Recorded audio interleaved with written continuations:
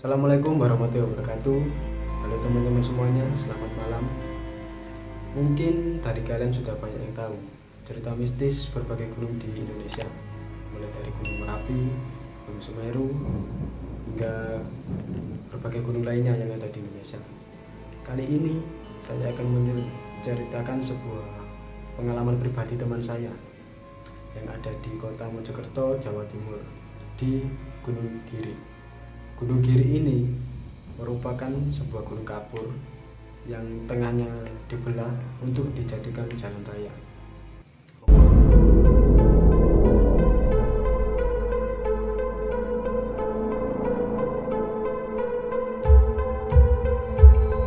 Oke, lanjut. Teman saya ini adalah seorang pedagang sayur atau bakul sayur yang biasa menyuplai sayur mayur ke daerah Mojokerto hingga ke Pasar Krian, Sidoarjo. Kisah mistisnya dimulai saat ia mendapat pelanggan atau mendapat pesanan ke daerah Babat dan tentu saja melewati Gunung Giri ini. Berhubung jarak yang ia tempuh agak jauh, ia berangkat lebih awal dari biasanya, sekitar jam 1 dini hari. Nah, saat ia mau mengirim atau berangkat ke pasar yang dituju melewati Gunung Giri itu, sekitar jam 2 dini hari ia melewati turunan jalan di Gunung Giri, dan tentu saja kondisi saat malam masih minim penerangan. Setelah melewati turunan, di depan ada sebuah pertigaan di mana teman saya itu melihat sebuah rombongan sedang membawa keranda mayat, yang tentu saja teman saya pikir itu adalah rombongan ke pemakaman, dan otomatis teman saya berhenti sejenak. Setelah rombongan itu pergi, teman saya melanjutkan perjalanan dan berbelok ke kanan. Nah, teman saya saat itu cerita, pada saat ia menoleh ke kiri, rombongan itu pun sudah tidak terlihat lagi oleh teman saya, dan dia pun tidak berpikir yang aneh-aneh. Yang ia pikir hanya sayur yang ia antar sampai ke pasar tepat waktu. Keesokan harinya, masih di jalan yang sama, kali ini di samping pertigaan, tepatnya di kanan jalan, ia melihat seorang perempuan dari kejauhan sedang melambaikan tangan untuk meminta tumpangan. Teman saya saat itu agak ragu. Dengan perasaan yang agak ragu, teman saya itu pun menghampirinya, dan dilihat dari dekat sesosok manusia yang ingin meminta tumpangan.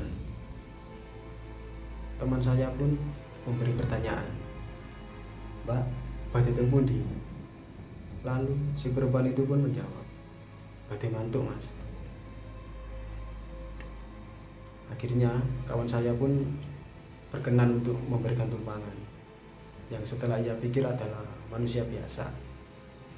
Tidak jauh dari pertigaan itu, si wanita itu pun meminta untuk turun, dan dilihat teman saya agak jauh terlihat sebuah rumah kuno atau rumah joglo dengan lampu yang masih kekuning-kuningan. Setelah teman saya menurunkan si perempuan tadi, ia pun melanjutkan perjalanan seperti biasanya.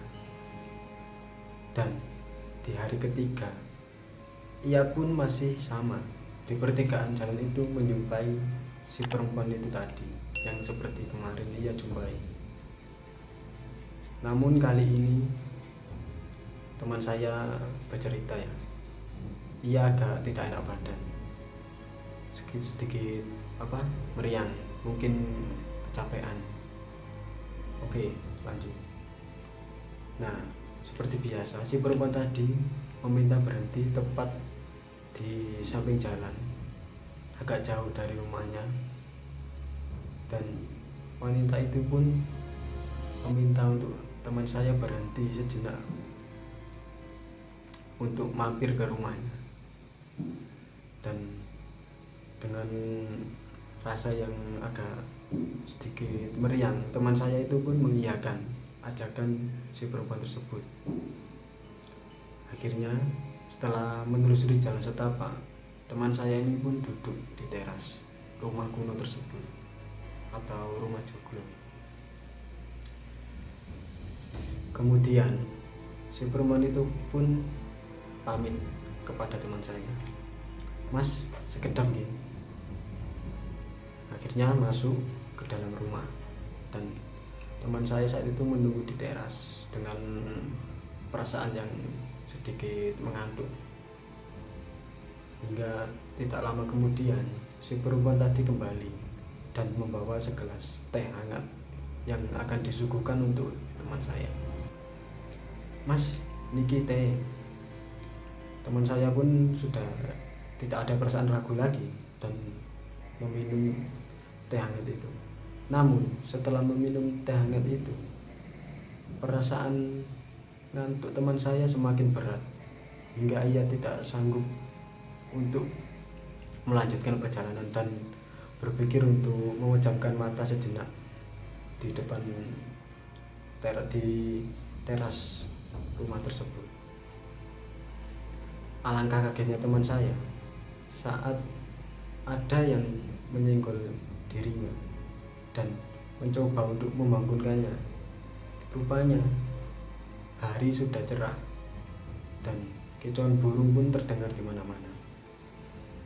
Alangkah kagetnya teman saya, hari sudah pagi dan yang membangunkannya adalah seorang bapak-bapak yang ingin pergi ke ladang. Begini, Mas, tangi, kowe ngopo kok ning kene?" ucap si bapak-bapak tersebut. Dan teman saya pun masih kaget, tidak menyangka. Nah, lalu ia pun bercerita kepada si bapak-bapak tersebut. Setelah bercerita, si bapak tersebut memberikan sebuah ucapan atau sebuah pesan kepada teman saya.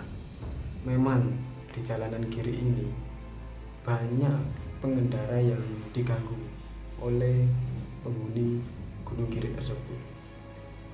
Hingga pada keesokan harinya, teman saya itu pun mengajak sebuah kenek atau supir cadangan untuk menemaninya lagi agar tidak terganggu oleh hal-hal seperti itu lagi. Dan sampai sekarang pun teman saya masih ya seperti biasa menyuplai sayur ke pasar-pasar tradisional. Sekian cerita dari saya. Apabila ada kurangnya mohon maaf. Wassalamualaikum warahmatullahi wabarakatuh.